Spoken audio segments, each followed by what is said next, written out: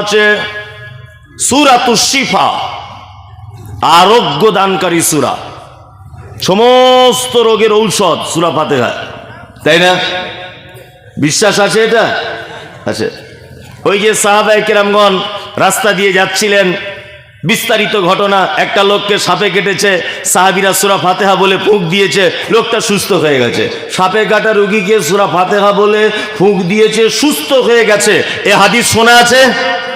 কারা কারা শুনেছেন? সবাই শুনেছে, প্রচুর শোনা আছে বলছে একজন।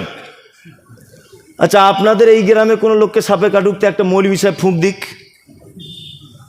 বিষ তো নামবে না, বরং ওর বিষ মাথায় উঠে ছটফট করে মারা যাবে। কারণ কি বলুন তো? ফাতিহা আছে, সেই মানুষগুলো আজ আর নেই, সে মানুষগুলো আজ আর নেই। আজকে সব তো 2 নম্বর বাটপার, চিটিংবাজ, ঘুষ, মদ, জুয়া, মানে 2 নম্বরিতে ভর্তি। ভালো মানুষগুলো আজ আর নেই। তবে হ্যাঁ, এটা একদমই সত্য কথা, এই ঈমান রেখে যদি কেউ ফুঁক দেয় অবশ্যই কাজ হবে কি হবে না? হবে। প্রমাণ দেখুন, পবিত্র আল কোরআনের কিছু জিনিস আপনি যদি প্রমাণ করতে না পারেন, চ্যাটার্জি, ব্যানার্জি, মুখার্জি, হরিপদ, রাম, শাম, যদু, মধু, একজন সাধারণ মানুষের দ্বারাতেও সেটা প্রকাশ পাবে যে পবিত্র আল কোরআন সত্য। তার একটা প্রমাণ আপনারা দেখেছেন ইদানিং সোশ্যাল মিডিয়াতে, যা আপনাদের বহরমপুর থেকে শিয়ালদাগামী এই যে আপনার রেল লাইনটা আছে, রেল লাইনে একজন, রেলের ভিতরে একজন হিন্দু মহিলা, মাথাতে সিঁদুর দেওয়া আছে, তার বাচ্চাটা এত কান্না কাঁদছে, এত কান্না কাঁদছে, থামাতে পারছে না।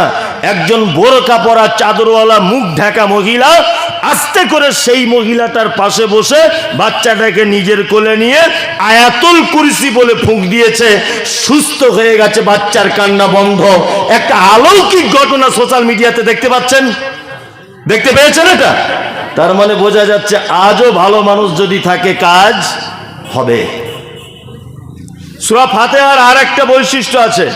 এক, আমি নামাজ পড়ছি, আল্লাহু আকবার, ফাতিহা শেষ, আমি একটা সূরার, যে কোনো সূরার আয়াত পড়ছি, ইন্নাল্লাযীনা ইয়াকতুমুনা মা আনজালাল্লাহু মিনাল কিতাব ওয়া ইয়াশতারুনা বিহি সামানান কলিলা উলাইকা মা ইয়াকুলুনা ফি বুতুনিহিম ইল্লান নার।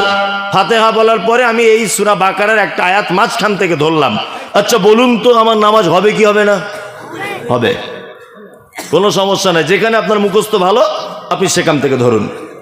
কিন্তু কেউ যদি বলে নামাজ পড়তে পড়তে আল্লাহু আকবার, ইহদিনাস সিরাতাল মুস্তাকিম সিরাতাল্লাযীনা আন'আমতা আলাইহিম, নামাজ হবে না বাতিল হবে? বাতিল। কেউ যদি মনে করে আলহামদুলিল্লাহ থেকে শুরু করব, 3টা আয়াতে গিয়ে রুকু দিয়ে দিব, চলবে না। 7টা আয়াত পরিপূর্ণ করে তবে রুকু দিতে হবে। 3টেও চলবে না, 1টা 2টোও চলবে না, এক কথাতে পরিপূর্ণ সূরা তেলাওয়াত করতে হবে।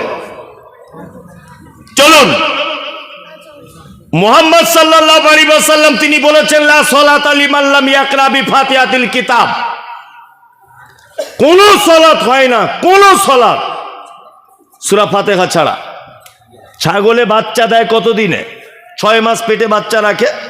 আচ্ছা বলুন, বাচ্চাটা যদি 6 মাস পরিপূর্ণ না হয়ে 3 মাসে ধরে নেন বাচ্চাটা মায়ের পেট থেকে কোনো কারণে পৃথিবীতে চলে এসেছে, বাঁচানো যাবে?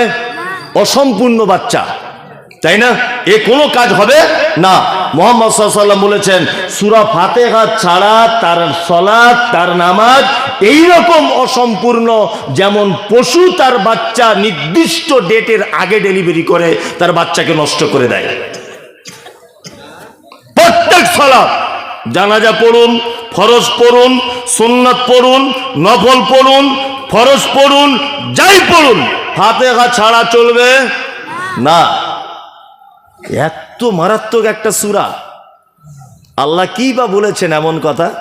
এই দেখুন, এবার আপনাকে একটা একটা করে বলি, একটা একটা করে আয়াত বলি, শুনুন, খুব শুনতে ভালো না লাগলেও নেকি পাবেন। এক, আমরা নামাজে দাঁড়িয়ে বলি কি? আলহামদুলিল্লাহি রাব্বিল কি আলামিন। আলহামদুলিল্লাহ বাংলা মানে সমস্ত প্রশংসা তোমার জন্যে। কার জন্যে? আল্লাহর জন্যে, তাই না? সমস্ত প্রশংসা তোমার জন্যে। দেখুন, আরবিতে আমরা দুটো শব্দ ব্যবহার করি, খুব মজার ব্যাপার এগুলো, শুনুন। ঠিক যেমন ছাত্রকে বোঝায় মাস্টার, আপনাকে তেমন করে বোঝাচ্ছি আমি। আরবিতে দুটো শব্দ আমাদের ব্যবহার হয়। যেমন আমি রাস্তা দিয়ে চলছি, আমার খুব পানি পিপাসা লেগেছে, এই ভাই সাহেব আমাকে এক গ্লাস পানি দিলেন বা এক বোতল পানি দিলেন, আমি কি বলি? কি বলি? শুক্রিয়া বলি না? শুক্রিয়া, শুক্রিয়া মানে ওটাও প্রশংসা, তাই তো? আর বাংলা শুক্রিয়ার মানে কি? ধন্যবাদ, তাই না? বাংলাতে আমরা দুটো শব্দ গ্রাম্য ভাষাতে ব্যবহার করি, এক ধন্যবাদ ভাই আপনাকে, আর একটা কৃতজ্ঞতা ভাই, চিরকৃতজ্ঞতা আপনার কাছে আমি, বলে কি বলে না? বলে। এই কৃতজ্ঞ আর ধন্যবাদ, এই দুটো জিনিস কিন্তু আসমান এবং জমিনের ডিফারেন্স। কি বললাম বুঝলেন না? এক, ধন্যবাদ আমরা কখন জানাই? ধন্যবাদ জানাই ক্ষণস্থায়ী উপকারের জন্যে। আমাকে আপনি এক বোতল পানি দিয়েছেন, আমি 2 ঢাক পান করে নিয়েছি, ক্ষণস্থায়ী উপকার করেছেন, এর জন্য কি বলি? ধন্যবাদ ভাই আপনাকে, তাই না? জি। আমি চাকরির পরীক্ষা দিলাম, সবকিছু রেডি, আমার এলাকার এমএলএ যদি একটা সই করে দেয় আমার চাকরিটা কনফার্ম হয়ে যাবে। তাই এমএলএ সাহেবের কাছে গিয়ে বলছি, ভাই আমি মাওলানা মমতাজুল ইসলাম এর ছেলে, আপনি একটু আমার এই সইটা করে দেন, আমার আব্বু বলেছে আপনার কাছে আসতে। তা এমএলএ সাহেব সই করে দিয়েছে, ভালো করে বুঝবেন। তাহলে এমএলএ সাহেবের একটা সয়ে আমার ছেলে চাকরি করবে কতদিন? 60 বছর। তার মানে ও চাকরি পাচ্ছে 20 বছরে, 60 বছর পর্যন্ত করবে, মানে 40 বছর এমএলএ সাহেবের একটা সইয়ের কারণে আমার ছেলে প্রত্যেক মাসে 1 লাখ টাকা বেতন পাবে। এই যে লোকটার একটা সয়ে লং টাইমের উপকার, এই ব্যক্তির জন্য আমরা কিন্তু ধন্যবাদ জানাবো না, আমরা দেখা হলেই বলবো, ভাই আপনার জন্য চিরকৃতজ্ঞ, সত্যি আপনার জন্য আমার বেটা আজকে এতদিন যাবত চাকরি করে খাচ্ছে, বলি কি বলি না? বলি। তার মানে ক্ষণস্থায়ী উপকারের জন্য বলি ধন্যবাদ, শুক্রিয়া। লং টাইম কেউ যদি আপনাকে হেল্প করে, উপকার করে, তার জন্য কি বলতে হবে? আলহামদুলিল্লাহ। আপনার জন্ম থেকে নিয়ে মৃত্যু পর্যন্ত টোটাল ব্যাপারে সহযোগিতা করে কে? কে? আল্লাহ। এই জন্য আল্লাহ সুবহানাহু ওয়া তাআলা ভাষা ব্যবহার করেছেন আলহামদুলিল্লাহ, সমস্ত প্রশংসা কার? আল্লাহ। এবার এখানে আর একটা কথা আপনাকে বলি, আচ্ছা আমি একজন ভালো ফার্নিচারের মিস্ত্রি, খুব ভালো ডিজাইন করে খাট বানাতে পারি, চেয়ার বানাতে পারি, টেবিল তৈরি করতে পারি, শোকেস করতে পারি, আলমারি পারি, আমি ভালো মিস্ত্রি ফার্নিচারের। আমি একটা খুব ডিজাইন করে ফার্নিচারের খাট বানালাম, যে ডিজাইন মুর্শিদাবাদ জেলে আর কেউ করতে পারেনি। আচ্ছা বলুন তো, অরিজিনাল এই খাটটা দেখে যদি প্রশংসা করতে হয়, তাহলে প্রশংসার দাবি রাখে কে? না, আল্লাহ যদি আপনি বলেন আমি বিশ্বাস করবো না, এটা আপনি মন থেকে বলছেন না। হ্যাঁ, যে মিস্ত্রি তার, তাই না? আমি একজন কৃষক, সবার জমিতে ভালো ফসল হয়নি, আমি ভালো পরিচর্যা করেছি বলে আমার ফসল ভালো হয়েছে। প্রশংসা যদি করতেই হয় অ্যাকচুয়াল, তাহলে কিন্তু কৃষকেরই করা উচিত, তাই না? উচিত। আমি একজন ভালো রাজমিস্ত্রি, খুব সুন্দর বিল্ডিং বানিয়েছি, খুব সুন্দর ডিজাইন। আচ্ছা বলুন তো, আমরা সাধারণত প্রশংসা যদি করি, কার করি? মিস্ত্রির করি। ওরে বাবা, সাংঘাতিক মিস্ত্রি রে, এই লোককে দিয়ে আমার বাড়িতেও কাজ করাতে হবে, হবে কি হবে না? হবে। কিন্তু আল্লাহ তাআলার ভাষা হচ্ছে সমস্ত ব্যাপারের প্রশংসা কার? আল্লাহ। এই জায়গাটার সঙ্গে আমাদের বাস্তবতার একটু ডিফারেন্স আছে না? আছে। আপনি নামাজে এই মাত্র বলে গেলেন আলহামদুলিল্লাহি রাব্বিল আলামিন, সমস্ত প্রশংসা তোমার। তুমি নামাজ পড়ে তোমার গাছে একটা হিমসাগর আম হয়েছিল, ইমাম সাহেবকে এসে তুমি দিচ্ছ, ইমাম সাহেব ভাই আমার গাছের টাটকা আম, আপনি একটু খান। ইমাম সাহেব খাচ্চার বলছে আলহামদুলিল্লাহ খুব মিষ্টি, শওকত আলী ভাই আপনার গাছের আম। শওকত আলী তখন বলছে মিষ্টি হবে না, এই যে গাছ, এটা আমি মালদা জেলা থেকে এনেছি, ট্রিটমেন্টটা কম করিনি, অন্য লোকের মতো যা তা করে আমি ছেড়ে দিইনি, আমি কিন্তু পরিপূর্ণ দায়িত্ব সহকারে আমি ওর ট্রিটমেন্ট করে গেছি, এই জন্য আমটা খুব বড় মিষ্টি। এটা আমরা বলি কি বলি না? সাধারণত বলি।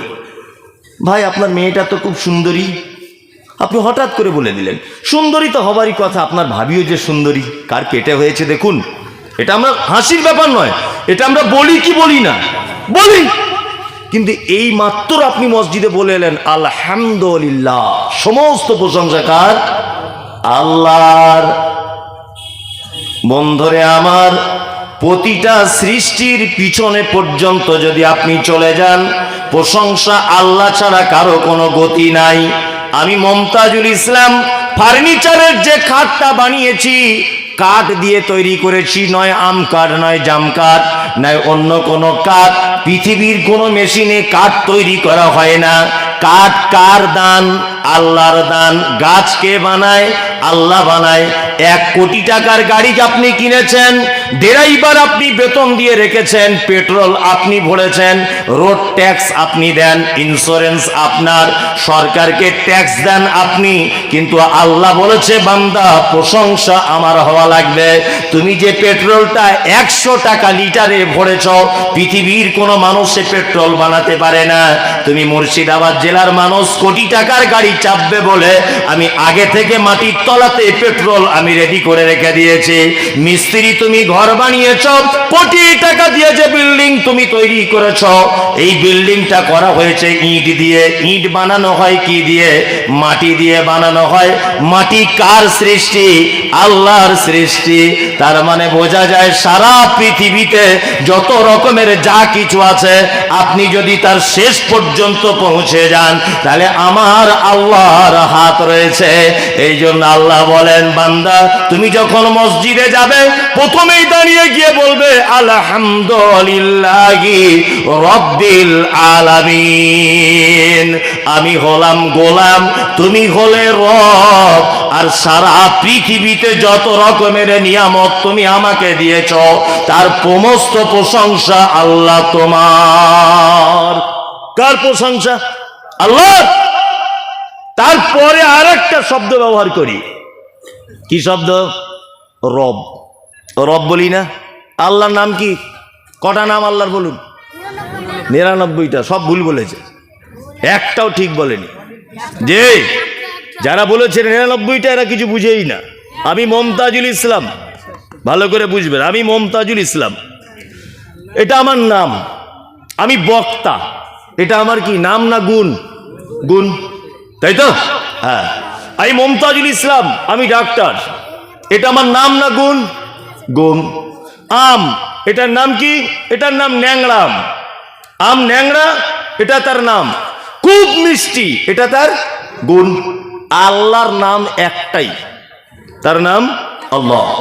বাকি যেগুলো আছে রহমান, রহিম, ওয়াহাব, সত্তার, গফফার, কাহার, এইগুলো যা আছে এগুলো আল্লাহ সুবহানাহু ওয়া তাআলার গুণ।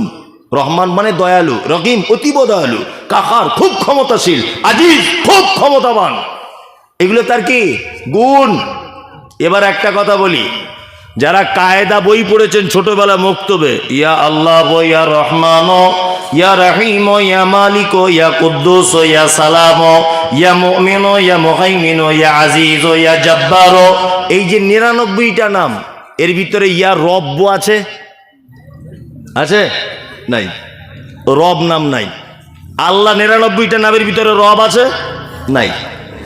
এবার আপনাকে আর একটা কথা বলি, এই 99টা নামের ভিতরে যত গুণ আছে, আল্লাহ সুবহানাহু ওয়া তাআলার রব নামের ভিতরে সব ঢুকিয়ে দিয়েছে। তার একটা প্রমাণ দেখবেন, দেখায় আপনাকে। আল্লাহ তাআলা আমাদেরকে যখন বানালেন, আদম আলাইহিস সালামকে কি বলেছিলেন? আদম আলাস্তু বিরাব্বিকুম, আদম তুমি বলো আমি কি তোমাদের রব নয়? এটা বলেছিল কি বলেনি?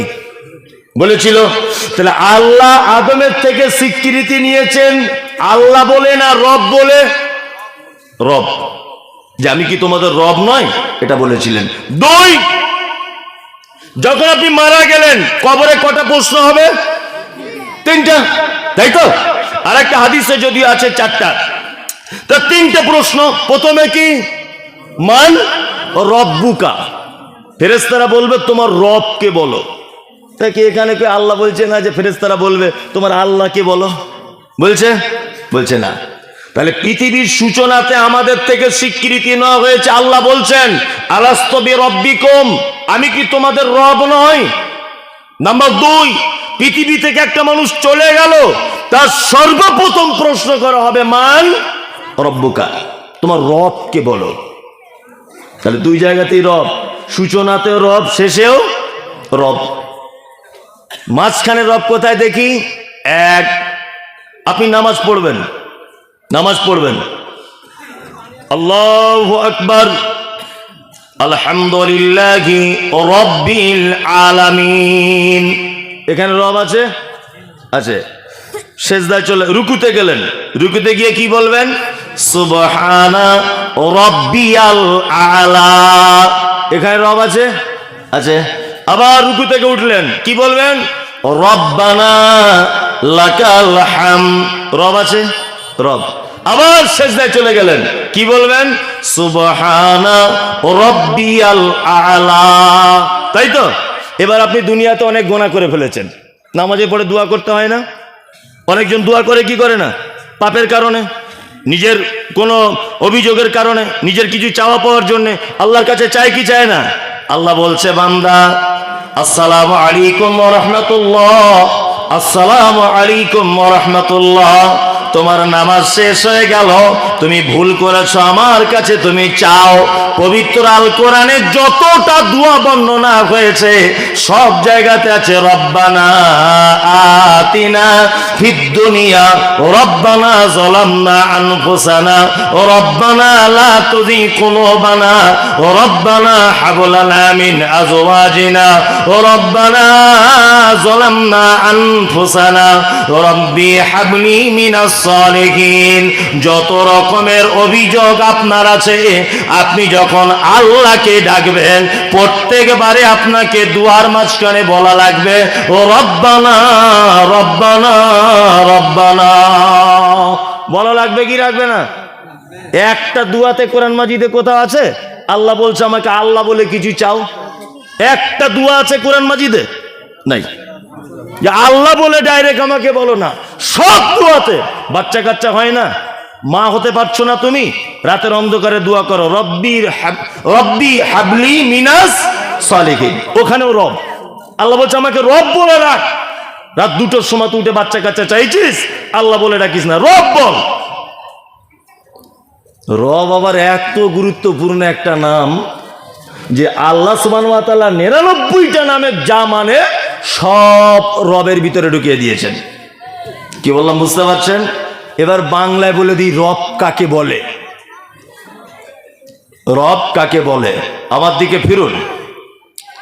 যাহার যেখানে যতটুকুন প্রয়োজন বিনা চাওয়াতে যিনি দেন তিনি হচ্ছেন রব। কি বললাম বুঝলেন? যাহার যেখানে যতটুকু প্রয়োজন বিনা চাওয়াতে যিনি দেন তিনি কে? রব। এটা নাম কি? গ্রামটার নাম গুরুদাসপুর। গুরুদাসপুর। আচ্ছা, আমাদের কোন একটা মায়ের পেটে বাচ্চা এসেছে, তা তার শাশুড়ি দোয়া করছে আল্লাহ আমার বৌমার বেটা ছেলে দিও। দোয়া করে না অনেক সময়? করে। স্বামী দোয়া করছে আল্লাহ আমার 4টে বেটি, এবার একটা বেটা দিও। মেয়েটার মাও দোয়া করছে আল্লাহ আমার বড় বেটির এবার একটা বেটা দিও আল্লাহ। খুব দোয়া করে। আজ কার দোয়া কবুল হয়ে গেছে? বেটা হয়েই গেছে অরিজিনাল। আচ্ছা বলুন তো, কোনো লোক এমন আছে যে এইরকম দোয়া করে আল্লাহ আমার বৌমার বেটা দাও, পেচ্ছাপ ফেরার রাস্তাটা যেন ফুটো করা থাকে, কানে যেন সে শুনতে পায়, হাতে যেন তার 5টা করে 10টা আঙুল হয়, চোখে যেন দেখতে পায়, মাথার চুলগুলো যেন কালো হয়, তার পায়ে যেন 10টা আঙুল থাকে, সে যেন খেয়ে হজম করতে পারে, সে যেন পায়খানা রাস্তা তার ক্লিয়ার থাকে, সে কথা বলবে, তার আলজিবটা যেন ভালো হয়।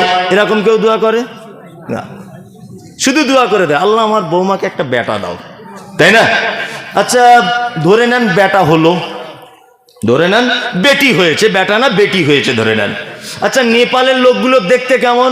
ওখানকার মেয়ে ছেলেগুলোর সব নাকগুলো এরকম ভোতরা, দেশওয়ালি ভাষাতে বলে কি চ্যাপ্টা টাইপের, এরকম না? হ্যাঁ। আর নাইজেরিয়ান মেয়েদের মাথার চুল দেখেছেন? আমি দেখেছি মক্কাতে গিয়ে সেবারে নাইজেরিয়ার মেয়েদের মাথার চুলে দেখছি আবার সব এই নাটের মতো কি কি লাগানো ছোট ছোট, আচ্ছা পাখির বাসার মতো এরকম হয়ে আছে। আচ্ছা বলুন, গুরুদাসপুরের কোনো মেয়ের নাক যদি নেপালিদের মতো হয় এরকম চ্যাপটা, কোনো ভালো ছেলে দেখে তাকে বিয়ে করার জন্য পছন্দ করবে? বলুন করবে? করবে না। আচ্ছা গুরুদাসপুরের কোনো একটা মেয়ে তার মাথার চুল যদি নাইজেরিয়ানদের মতো হয়, আর যদি আপনার আফ্রিকার মেয়েদের মতো ঠোঁটগুলো মাটির দিকে ঝোলা হয়, মোটা মোটা ঠোঁট হয়, সাধারণ আমাদের পল্লী গ্রামের কোনো ছেলে তাকে বিয়ের প্রস্তাব দেবে? দেবে না। আল্লাহ বলছে আমার নাম রব, তোকে মুর্শিদাবাদে তৈরি করেছি আমি। এখানকার সবার নাক যেমন, তোর বইয়ের নাক তেমন, তোর বেটির নাক তেমন, তোর বেটার নাক তেমন। যাকে নেপালে বানিয়েছি, নেপালিদের সবার নাক চ্যাপ্টা করে দিয়েছি, যাতে এক অপরকে দেখে কেউ যেন ঘৃণা না করে, সবার একই ডিজাইন। হ্যাঁ, ওই যাদেরকে নাইজেরিয়ানে বানিয়েছি তাদেরকে করেছি লম্বা চওড়া, কালো, একদম কুচকুচ কুচকুচ কুচকুচ করছে সবাই, একই সিস্টেম। আল্লাহ বলছে আমার নাম রব, তোকে পশ্চিম বাংলায় বানিয়েছি, এখানের আবহাওয়া যেমন, এখানকার সব মানুষ যেমন, তোরও দেখতে ঠিক তেমন। এর নাম কি? রব। দার্জিলিং বেড়াতে গেছেন তো? দার্জিলিং কেউ গেছেন? একজন বলুন তো। অনেকজন গেছেন। আসলে এইগুলো তো আপনি খেয়াল করেন না, আপনি গেছেন বন্ধু বান্ধব নিয়ে ঘুরে পিকনিক করে খেয়ে পাহাড় টাহাড় দেখে বাড়ি চলে এসেছেন। আমিও গিয়েছি অনেকবার বেড়াতে, ওখানে গিয়ে দেখলাম, আল্লাহর কসম দিয়ে বলছি, এখন মোবাইলে আপনি সার্চ করুন, যদি এ কথা ভুল প্রমাণ হয় তাহলে আপনাদের এই এলাকাতে জীবন আসবো না। আপনি এখনই চেক করুন, কাশ্মীরের ছাগল, কাশ্মীরের গরু, কাশ্মীরের কুকুর, এটা বলে সার্চ করুন আপনি একবার, দেখবেন কাশ্মীরে যে কুকুরগুলো তাদের গায়ের লোমগুলো 1 বিঘা করে বড়। আমি দার্জিলিংয়ে গিয়ে দেখে এসেছি, ওখানকার রাস্তায় কুকুরগুলোর 1 বিঘা করে তাদের গায়ের লোম। আমি মনে মনে দেখে ভাবছি আর বলছি, আল্লাহ এই সিস্টেম কেন? পশ্চিম বাংলার কুকুর, ছাগল, বিড়াল এদের গায়ের লোমগুলোতে এইটুকুটুকু, এখানে এরকম অবস্থা কেন? কাশ্মীরে যেবারে গেলাম ঘুরতে, দেখছি বড় বড় লোম গায়ে, কুকুরের গায়ে। আমি বলি এরকম কুকুর তো জীবনে দেখিনি। বললাম আল্লাহ তোর নাম রব। পশ্চিম বাংলায় এমন এক জায়গা, এইখানে মুর্শিদাবাদ জেলাতে বরফ পড়ে না, এত ঠান্ডা পড়ে না যে মানুষ বরফে জমে যায়। ওই জন্য এখানকার গায়ের কুকুরদের লোমগুলো এমন করে দিয়েছ যে এমন ঠান্ডা পড়লেও কুকুরেরা তারা গাড়ির তলায় শুয়ে কাটিয়ে দিতে পারবে, কারোর বাড়ির এক সাইডে শুয়ে কাটিয়ে দিতে পারবে। কিন্তু দার্জিলিং এর মাটিতে যে বরফ পড়ে, এই কুকুরগুলোর গায়ের লোমগুলো যদি ছোট ছোট হয়, একটা কুকুর তারা কেউ বেঁচে থাকবে না, একটা গরু বেঁচে থাকবে না, একটাও ছাগল বেঁচে থাকবে না। আল্লাহ তোমার নাম হলো রব। এদেরকে কাশ্মীরে পাঠিয়েছো বলে আগে থেকে তুমি কম্বল জড়িয়ে এদেরকে কাশ্মীরের মাটিতে পাঠিয়েছ, আর পশ্চিম বাংলাতে তুমি যে কুকুর, ছাগল, শ্রীগালগুলো বানিয়েছ, এদের সামঞ্জস্যতা রেখে তুমি তাদের গায়ের লোম দিয়েছ। তোমার নাম হলো রব। দার্জিলিং এ যাকে দিয়েছ, ওইখানের পরিস্থিতির সঙ্গে মোকাবেলা করার জন্য তুমি তাকে আগে থেকে কম্বল জড়িয়ে দিয়েছ, তোমার নাম রব। আমাদের পাড়া গ্রামের মেয়েরা দেখবেন বাড়িতে ওই মুরগির ডিম থেকে বাচ্চা বার করে, করে না? আবার মেয়েরা খুব চালাকও হয়, দেখবেন হাঁসের ডিমও দেয় 5টা, মুরগির ডিমও দেয় 5টা। হাঁসেরও বাচ্চা তুলে নেয় মুরগির বাজুর তলা থেকে, তুলে নেয় না? তুলে নেয়। তা ধরে নেন একটা পাড়ার মেয়ে 10টা ডিম দিয়েছে মুরগির বাজুর তলাতে, গরমে গরমে আস্তে আস্তে মুরগির ডিমের 18 দিন হলে বাচ্চা হয়, আর হাঁসের ডিমের 21 দিন থেকে 28 দিন পর্যন্ত টাইম লাগে। যুক্তি তর্কের খাতিরে বোঝানোর জন্য ধরে নেন একই দিনে হাঁসের আর মুরগির একই দিনে বাচ্চা হয়েছে। মুরগির পিছনে পিছনে ঘুরছে, হাঁসের বাচ্চা দেখবেন আস্তে আস্তে আস্তে আস্তে করে টুক করে পানিতে নাম দিয়ে দিয়েছে, পুকুরে লাফ দিয়েছে। বলে আপনি কোনোদিন দেখেছেন যে একসঙ্গে ছিল বলে মুরগির বাচ্চাগুলো লাফ দিয়ে দিয়েছে? দেখেছেন? দেখেননি। কেন? কে ওকে শেখালো এটা? কে বলে দিল? কে? আল্লাহু আকবার। আপনি এগুলো কেন ভাবেন না? অনেক মানুষ বলে, অনেক মানুষ যে নাস্তিক, অনেক মানুষ বলে না যে অমুকজন নাস্তিক। আমি বলছি পৃথিবীতে কেউ নাস্তিক হতে পারে না, কেউ নাস্তিক নয় পৃথিবীতে, নাস্তিক কেউ হতে পারবে না। কারণ একটা, শিক্ষিত মানুষরা জানে যে কর্তা ছাড়া কর্ম হয় না। হয়? হয় না, এটা মাইক। আচ্ছা বলুন, এর পিছনে একটা আবিষ্কারক আছে না নেই? আছে। এই যে প্যান্ডেলটা টাঙিয়েছে, এর পিছনে একজন কর্তা আছে না নেই? আছে, আছে।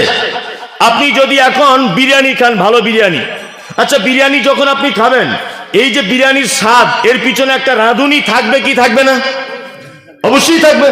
আপনি একটা গান শুনছেন, এই গানের সুর আপনাকে কি মনে করিয়ে দেবে না যে এর পিছনে একজন বিশাল বড় গায়ক আছে? মনে করিয়ে দেবে না? দেবে। নাস্তিক মানুষ হয় কি করে? পূর্ব দিকে প্রতিদিন, পশ্চিম দিকে পূর্ব দিকে সূর্য উঠে পশ্চিম দিকে ডুবে যাচ্ছে, এটা তো একটা কাজ, কাজ না? প্রতিদিন নির্দিষ্ট টাইমে এটাকে তোলা, আবার এটাকে মানে এর আলোকে কমজোর করে দেওয়া, এটা একটা কাজ কি কাজ নয়? কাজ। তাহলে এটা যখন কাজ, এর পিছনে একটা কর্তা থাকতে হবে কি হবে না? হবে। তিনি কে? আল্লাহ। কেন আপনি বোঝেন না? অনেক মানুষ বলে যে আল্লাহকে খুঁজে পায় না, স্রষ্টাকে খুঁজে পায় না। আরে বোকা, স্রষ্টাকে আবিষ্কার করতে হয়। আবিষ্কার মানে খুঁজে পাওয়া। কি বললাম বুঝলেন? আবিষ্কার মানে খুঁজে পাওয়া। স্রষ্টাকে খুঁজতে হয়, খুঁজলে আপনি পেয়ে যাবেন। কোনোদিন কোন হাঁসের বাচ্চা তার মাকে বলেছে যে মা, এত বড় পুকুরে আমি যদি প্রথম দিন নেমে যাই তাহলে তো ডুবে যেতে পারি, এক কাজ করো, আমাকে প্রথম দিন তুমি একটু সুইমিং পুলে ভর্তি করে দাও, আগে জুত করে সাঁতার কাটা ঠিকই, তারপরে বড় পুকুরে গিয়ে ঝাঁপ দেবো। এরকম কোনো ব্যাপার আছে? নাই। কে বলে দিল একে? ওটা কে শেখালো? কে? আল্লাহ। দুই, রব হলো। তারপরে আছে আলামিন, অসংখ্য জগতের মালিক কে? আল্লাহ। আর রহমানির রাহিম। রহমান মানে কি? দয়ালু। রহিম মানে তাও দয়ালু, তাই না? অতীব দয়ালু। আপনাকে একটা জিনিস বোঝাই, রহমান মানেও দয়ালু, রহিম মানেও দয়ালু। আমি প্রত্যেক বছর আপনাদের মসজিদে দান করি 2000 প্রতি বছরে। আমি তাহলে কি দানি? আর এই যে বসে আছে, ও প্রতি বছরে মোটামুটি 20,000 করে। ওর নাম কি? দাতা। ও বেশি দেয় তাই। আর আমার এই পাশে যে একজন বসে আছেন, উনি দেন প্রত্যেক বছরে 50,000। লোক ওকে কি বলবে? দানবীর বলবে না? দানবীর। তার মানে একটাই জিনিস, শুধু বেশি কমের কারণে শব্দের পরিবর্তন হয়। আমি অল্প দিলাম, আমার নাম দানি, যে বেশি দিল তার নাম দাতা, আরো যে বেশি দিল তার নাম দানবীর। রহমান মানে দয়ালু, রহিম মানেও দয়ালু। রহিম মানে এমন দয়ালু, রহমান মানে এমন দয়ালু যার দয়ার কোনো শেষ নাই, বেসুমার দয়া। আর শুধু দয়া নয়, দয়া করে কোনো কিছুর বিনিময় ছাড়া। খুব ভালো করে বুঝবেন, আমি রাজনৈতিক লোক নয়, ওসব ব্যাপারগুলো মাথাতে ঢোকেও না, জাস্ট বোঝানোর জন্য বলছি। আপনাদের গ্রামের একজন মেম্বার আছেন, প্রধান আছেন, উনি কংগ্রেস থেকে জিতেছেন ধরে নেন। তা কংগ্রেস পার্টি থেকে ওনাকে 10টা ঘর দেওয়া হয়েছে, যে আপনি এই গুরুদাসপুর গরিব মানুষদের মাঝখানে 10টা ঘর দিয়ে দেবেন। আচ্ছা বলুন তো, ওই লোকটা অন্য কোনো পার্টির লোককে দেবে না নিজের পার্টির লোককেই দেবে? নিজের পার্টির লোককে দেবে। অন্য পার্টির লোকের নাম থাকলে ও কেটে দেবে, কারণ ও জানে ফালতু আমায় ভোট দেবে না, তো বরঞ্চ একে দিই, আমার 2টো ভোট আসবে, তাই না? তার মানে বোঝা যায় সারা পৃথিবীতে কোনো মানুষ বিনা স্বার্থে আপনাকে কিছু সহযোগিতা করে না, কিন্তু আমার আল্লাহ সুবহানাহু ওয়া তাআলা কোনো বিনিময় চায় না, এমনিতেই দিয়ে দেয়। দেয় কি দেয় না? আপনাকে একটা জিনিস বুঝালে খুব ভালো বুঝতে পারবেন। আপনার বাড়িতে ফকির এসেছে, মা 2টো ভিক্ষা দাও, কেউ আসো মা। তো একটা লোক বার হয়েছে, দরজাটা খুলে এসে বলছে, এই তুমি নামাজ পড়ো? নামাজ পড়ি না তো। থেকে বিয়াদব, নামাজ পড়ে না, ভিক করতে এসেছে, যাও এখান থেকে, চলে যাও। ওকে তাড়িয়ে দেওয়া হলো, ওকে তাড়িয়ে দেওয়া হলো। আর একজন এলো, এসে, আব্বা বাড়িতে কেউ আছো? বাপ কিছু ভিক্ষা দাও না, কেউ আছো? একটা লোক বার হয়ে বলছে, এ তুমি কি করতে এসেছো? বলছে ভিক করতে এসেছি। বলছি তোমার হাতে এত বড় মোবাইল কেন? ভিক করছো আবার বড় মোবাইল নিয়ে ঘুরছো? ঢং খুঁজে পায় না। আর একজন মেয়ে ছেলে এসেছে, কেউ আছো বুবু, বাড়িতে কেউ আছো? বলছে হ্যাঁ। দরজাটা খুলে দেখছে মেয়েটা মিনু শাড়ি পরে এসেছে, হ্যাঁ, লাল টকটক টকটক করছে নতুন শাড়ি। তখন ওই বউটা বলছে বাবা আমার স্বামী এত টাকার মালিক, এত দামি শাড়ি কিনতে পারে না, আর তোমার তো ঢং, সাংঘাতিক ঢং, মিনু শাড়ি পরে ভিক করতে এসেছো, বল অন্য বাড়ি দেখো যাও। তুমি তাড়িয়ে দিলে কেন? তোমার সম্পদের তুমি কতটা ওকে দিতে? 2 টাকার একটা কয়েন দিতে, বেশি হলে তুমি 500 গ্রাম চাউল দিতে, আরো বেশি হলে 10 টাকার একটা নোট দিতে, এছাড়াও আর কিছু দিতে না? কিছু দিত না। আল্লাহ কত বড় দয়ালু দেখুন। ফিলিস্তিনের মাটিতে মসজিদ আকসা, ওই আপনার পাশের দেশ ইসরায়েল আঘাত করছে, প্রতিনিয়ত তাদেরকে মেরে দিচ্ছে, দেখতে পাচ্ছেন এটা সোশ্যাল মিডিয়াতে। আচ্ছা বলুন, আমরা যে অক্সিজেন গ্রহণ করি, এই অক্সিজেনের মালিক কে? কে? আল্লাহ। আল্লাহ যদি ইচ্ছা করে যে আমি এইমাত্র ইসরায়েলের ইহুদিদের অক্সিজেন বন্ধ করে দিব, এটা আল্লাহ পারে কি পারে না? পারে। কিন্তু আল্লাহ বলছে আমার নাম রহমান, বেঈমান হবি, মসজিদে তালা মারবি, কোরআনে লাথি মারবি, যা কিছু করবি, আমার নাম হলো রহমান। আমি এমন একজন দয়ালু, পৃথিবীতে এই দয়া থেকে কাউকে বঞ্চিত করব না।